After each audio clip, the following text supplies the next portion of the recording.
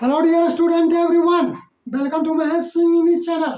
आज मैं आप लोगों को स्पेशल रूल के तहत इंट्रोगेटिव सेंटेंस में डायरेक्ट से इनडायरेक्ट स्पीच के बारे में पढ़ाने के लिए जा रहा हूँ।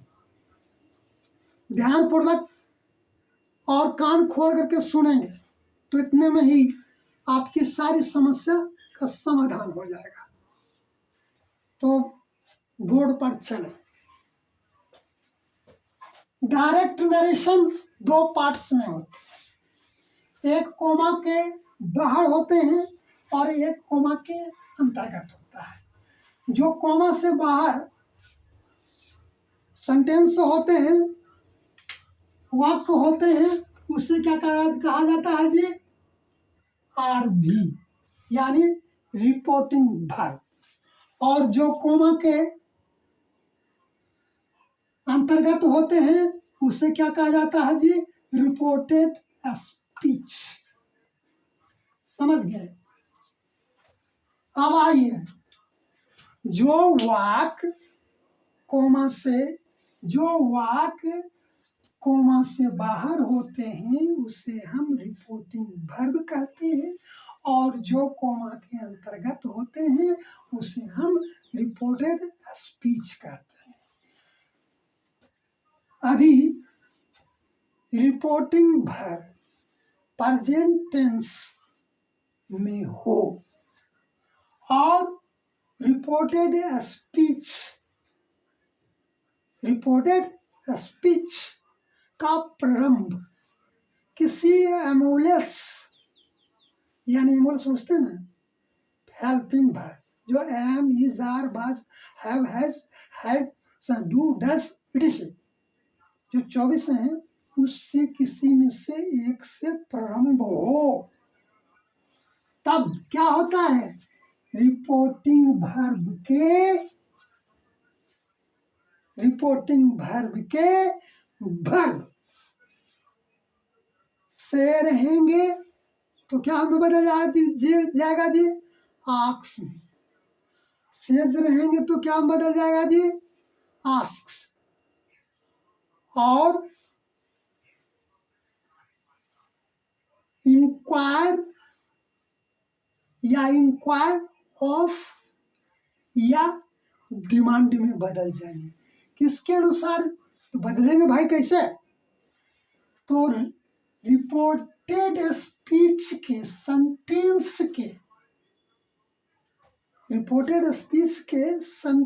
के सेंस के अनुसार उसको हम लगाएंगे। समझे? आक्स लगाएंगे, समझे? इंक्वायर ऑफ लगाएंगे या इंक्वायर लगाएंगे या डिमांड लगाएंगे। समझ गए ना? और उसके बाद क्या करेंगे जी? इनवाइटेड कोमा के जगह इफ का प्रयोग करेंगे या वेदर का प्रयोग करेंगे। 75% इफ का ही प्रयोग होते हैं, वेदर का प्रयोग 5% होता है, यानी 5% होता है वाक्यों में। समझ गया ना? और रिपोर्टेड स्पीच का सेंटेंस जो इंट्रोगेटिव सेंटेंस के अंतर्गत हैं उन्हें असर्टिव सेंटेंस में बदलकर फर्स्ट पर्सन सब्जेक्ट के अनुसार, सेकंड पर्सन ऑब्जेक्ट के अनुसार, थर्ड पर्सन नो चेंज के रूल, यानी पर्सन के रूल के अनुसार से उनका प्रयोग करेंगे। समझ गए ना? और जो रिपोर्टेड स्पीच के सब्जेक्ट होंगे उनके अनुसार उसी टेंस में ऑक्सिलरी वर्ब का प्रयोग करेंगे या उसी टेंस में उसका उन वाक्यों को रखेंगे। समझ गया ना? और अगर अगर रिपोर्टेड स्पीच में अदर पार्ट्स ऑफ स्पीच के वर्ड होंगे तो वर्ड ज्यों का त्यों रहेंगे। ध्यान खोल के सुनेंगे, समझ गए। अब आइए सेंटेंस के आधार पर देखें। जब पास्ट टेंस के बारे में बताएंगे तो उसके बारे में तब बताएंगे, पर इसको अब देखिए, इसको पहले समझ लीजिए। He says to me, वह मुझसे कहता है। He says to me, वह मुझसे कहता है। I am your friend, मैं तुम्हारा दोस्त हूँ। तो मैंने जो रूल बता दिया उसी के अनुसार बदल गया जी, ही का ही रह गया जी, और सेज अक्स में बदल गया जी, मी का मी रह गया जी, समझे। और इन्वर्टेड कोमा के बदले क्या हो गया जी, इफ का प्रयोग हुआ है जी, समझ गए। और बता दिए थे कि इंट्रोगेटिव सेंटेंस के वाक्य को असर्टिव में बदल दिया जाता है जी, तो वाक्य को बदल दिए हैं जी, समझ गए। He is my friend, first person subject के अनुसार, सेकंड पर्सन ऑब्जेक्ट के अनुसार। अब फर्स्ट पर्सन ही है, देखा आई है ना, फर्स्ट पर्सन सब्जेक्ट के अनुसार ही हो गया। और इसी के अनुसार क्या होगा जी, बता दिया था कि जिस टेंस में वाक्य रहेंगे उसी टेंस के अंतर्गत सब्जेक्ट के अनुसार क्या होगा जी, ऑक्सिलरी वर्ब या वर्ब का प्रयोग होगा, समझ गया ना। और माई, आप देखिए योर था ना जी, तो सेकंड पर्सन योर, यू है ना, योर, तो ये ऑब्जेक्ट के अनुसार मई हो गया, ये कारण ये भी ऑब्जेक्ट है, समझे ना। ये क्या है जी, एडजेक्टिव प्रोनाउन के रूप में आ गया है, समझे ना। और फ्रेंड का फ्रेंड हो गया। अब देखिए, ही asks me if he is my friend, okay. इसी आधार पर जो है वाक्य बनेंगे, समझ गए। अब आइए दूसरा, यदि रिपोर्टिंग वर्ब पास्ट टेंस के अंतर्गत होंगे, अगर रिपोर्ट कहता है यदि रिपोर्टिंग वर्ब पास्ट टेंस के अंतर्गत होंगे और यदि रिपोर्टिंग वर्ब पास्ट टेंस के अंतर्गत होंगे और रिपोर्टेड स्पीच किसी अमोलेस फिट से प्रारंभ होता हो, तब क्या करेंगे जी, सेड जो है आक्स या इंक्वायर्ड, आक्स्ड या इंक्वायर्ड ऑफ या डिमांडेड में बदल जाएगा रिपोर्टेड स्पीच के सेंस के अनुसार, समझ गए। और क्या करेंगे, इन्वर्टेड कोमा की जगह पर जो रूल बता दिया था उसको हटा करके इफ का प्रयोग करेंगे। और क्या करेंगे जी, कि इंट्रोगेटिव के जो सेंटेंस हैं उसे असर्टिव में बदल देंगे और रिपोर्टेड स्पीच के वर्ब का परिवर्तन करेंगे।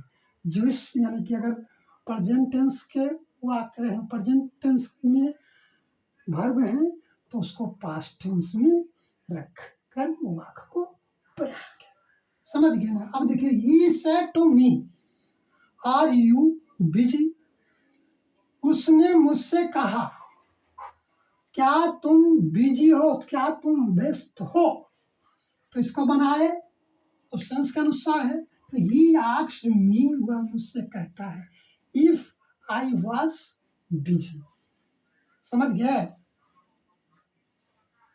अब आइए तीसरा, he said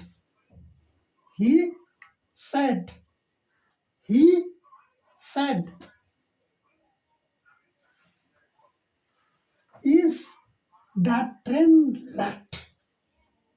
अब देखिए he said is that train left, उसने कहा क्या ट्रेन लेट है? तो क्या होगा जी, इसका बनेगा ही इंक्वायरेड, जो मैंने बता दिया, he inquired if the train was late. अब देखिए ये जो रूल है पास्ट टेंस के अंतर्गत, तुमने बता दिया था कि अगर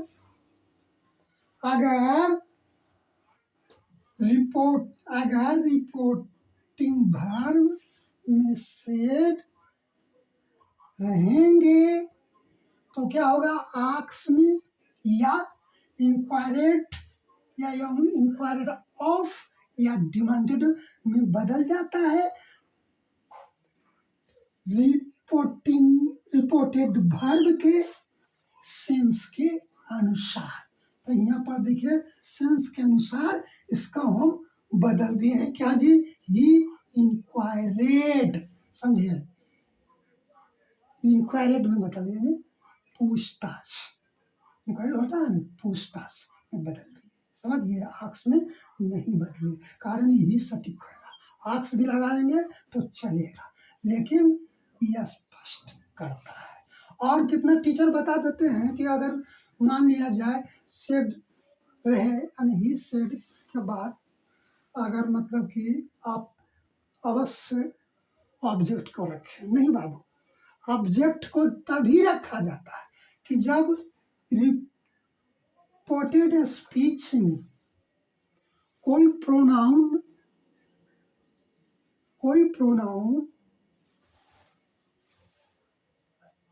एडजेक्टिव प्रोनाउन के रूप में आ रहा है और वाक्य स्पष्ट नहीं हो रहा है, तब अपनी इच्छा अनुसार से हम ऑब्जेक्ट का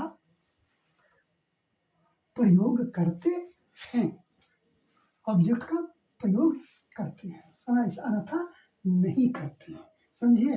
और जो वाक्य स्पष्ट सेंस कर रहा है तो फिर करने की क्या जरूरी है, समझ गए ना।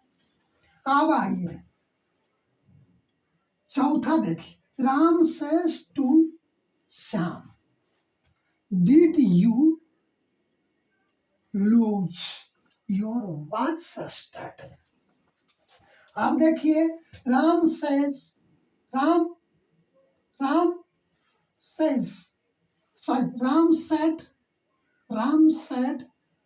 टू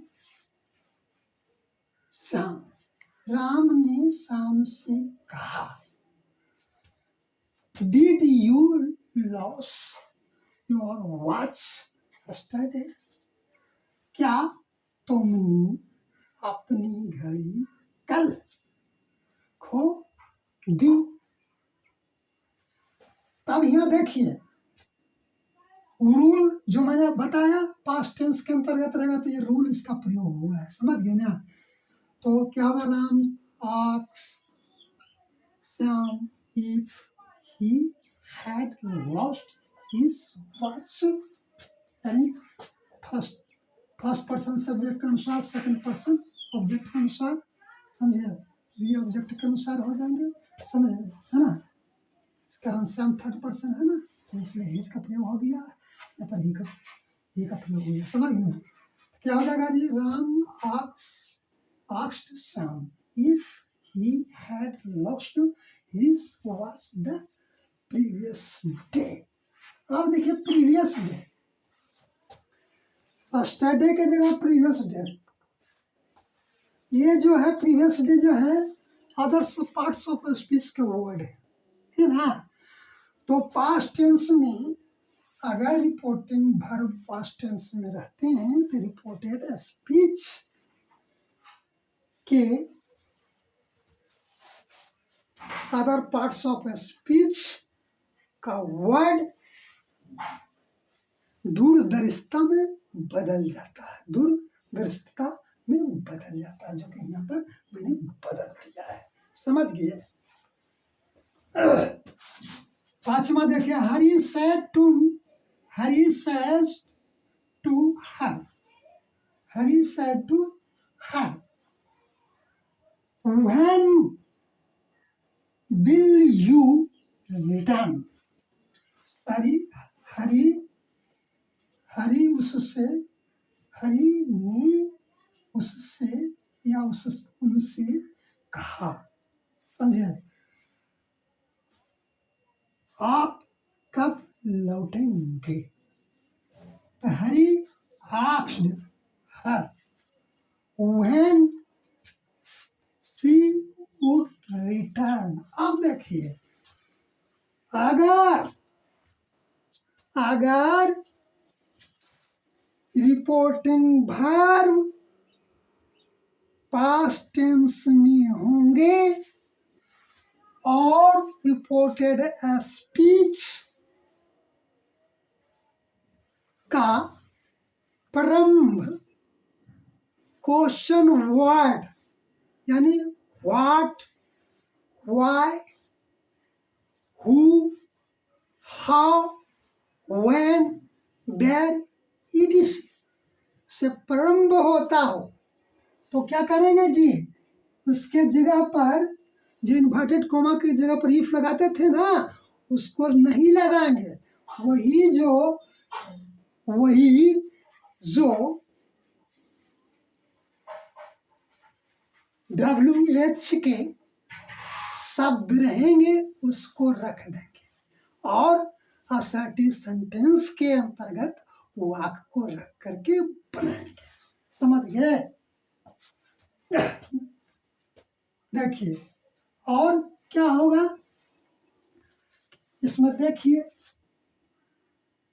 विल है तो विल किस में बदल जाएगा? वुड में बदल जाएगा।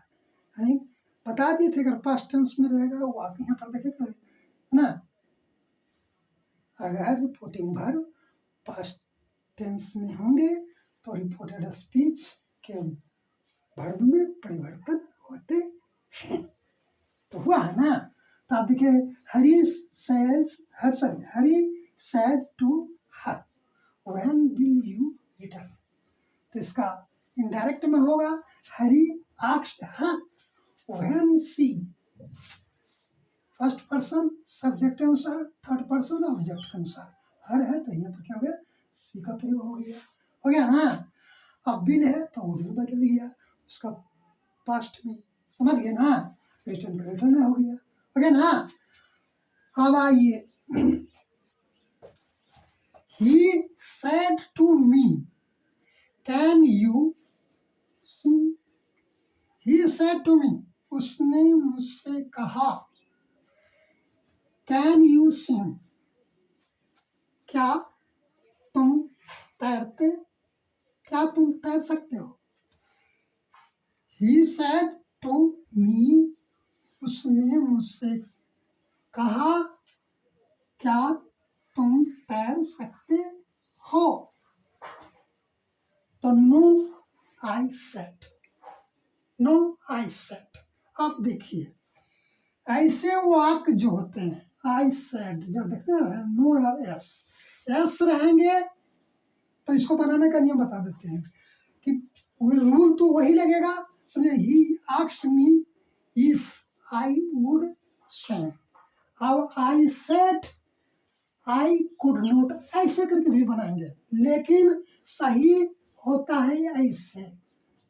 अगर नो रहेगा तो आई रिप्लाइड इन निगेटिव, अगर एस रहेगा तो आई रिप्लाइड इन असर्टिव या अफर्मेटिव कर सकते हैं, समझ गया। इस तरह से वाक्य को बनाएंगे। जैसे ही सेड टू मी, समझे। ही सेड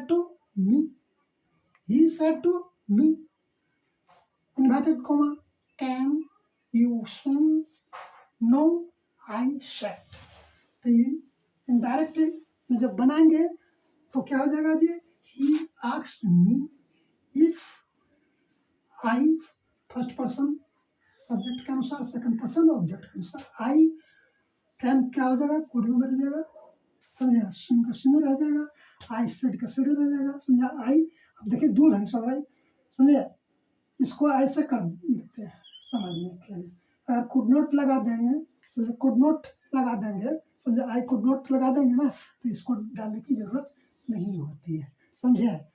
अगर इसको हटा कर करके हटा देते हैं तब इसको होगा आई रिप्लाइड इन नेगेटिव। और अगर यस रहेगा तो क्या हो जाएगा जी, अफर्मेटिव कर करके है ना, आई रिप्लाइड इन अफर्मेटिव। जय हिंद। ओके।